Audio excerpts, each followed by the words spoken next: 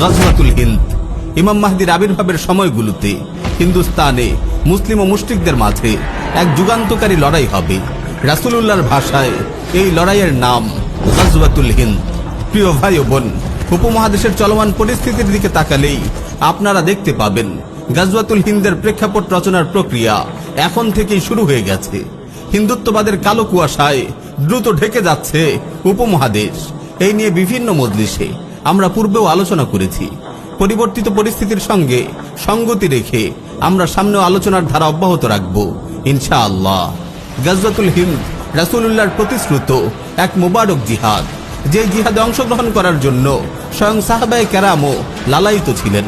সুনানে নাসাই, মুসনাদ আহমদ, মুস্তাদরাক হাকিম সহ আরো অনেক হাদিস গ্রন্থে বর্ণিত একটি হাসান হাদিসে এসেছে, সাইয়্যিদুনা আবু হুরায়রা রাদিয়াল্লাহু তাআলা আনহু বলেন, ওয়া'আদানা রাসূলুল্লাহ সাল্লাল্লাহু আলাইহি ওয়াসাল্লাম গাজওয়াতাল হিন্দি ফাইন আদরাকতুহা উনফিক ফিহা নাফসি ওয়া মালি ওয়া ইন কুতিলতু কুনতু আফদালাশ শুহাদা ওয়া ইন রাজা'তু ফাআনা আবু হুরায়রা আল মুহাররার।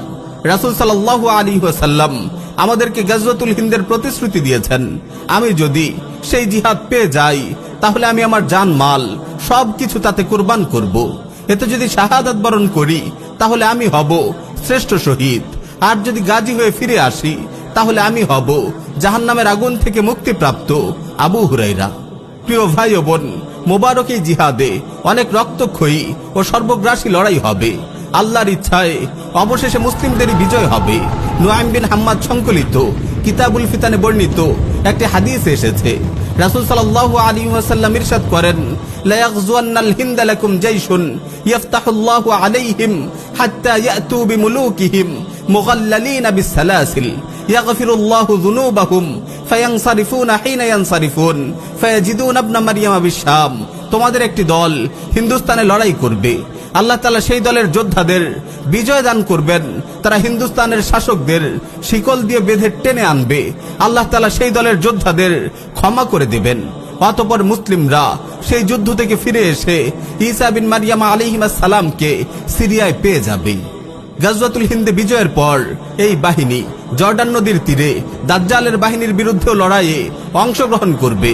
একটি বিশুদ্ধ হাদিস এসেছে, রাসূল সাল্লাল্লাহু আলাইহি ওয়াসাল্লাম ইরশাদ করেন, লা তুকাতিলুন্নাল মুশরিকিন হাত্তা তুকাতিলা বাকিয়াতুকুমুদ দাজ্জাল আলা নাহরিম বিল উরদুন আনতুম শারকিয়্যাহ ওয়া হুম গারবিয়্যাহ। নিঃসন্দেহে তোমরা মুশরিকদের বিরুদ্ধে যুদ্ধ করবে, এমনকি এই যুদ্ধে তোমাদের অবশিষ্ট মুজাহিদরা জর্ডান নদীর তীরে দাজ্জালের সঙ্গে যুদ্ধে লিপ্ত হবে। এই যুদ্ধে তোমরা পূর্ব দিকে অবস্থান করবে আর দাজ্জালের অবস্থান হবে পশ্চিম দিকে। এই মোবারক জিহাদে যারা অংশগ্রহণ করবেন তাদের ফজিলতের জন্য এতটুকুই যথেষ্ট যে তাদেরকে আল্লাহ তাআলা জাহান্নাম থেকে মুক্তির ওয়াদা করেছেন। সুনানে নাসাই, মুসনাদ আহমদ সহ আর অনেক হাদিস গ্রন্থে এসেছে, রাসূল সাল্লাল্লাহু আলাইহি ওয়াসাল্লাম ইরশাদ করেন, ইসাবাতান মিন উম্মতি আহরাজাহুমুল্লাহু মিনান নার, ইসাবাতুন তাগজুল হিন্দা ওয়া ইসাবাতুন তাকুনু মা ঈসা ইবনে মারইয়াম।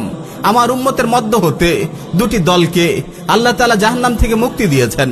একটি দল যারা হিন্দুস্তানের যুদ্ধে শরীক হবে, আর দ্বিতীয় আরেকটি দল যারা ঈসা ইবনে মারইয়াম আলাইহিস সালামের সঙ্গে মিলে যুদ্ধ করবে।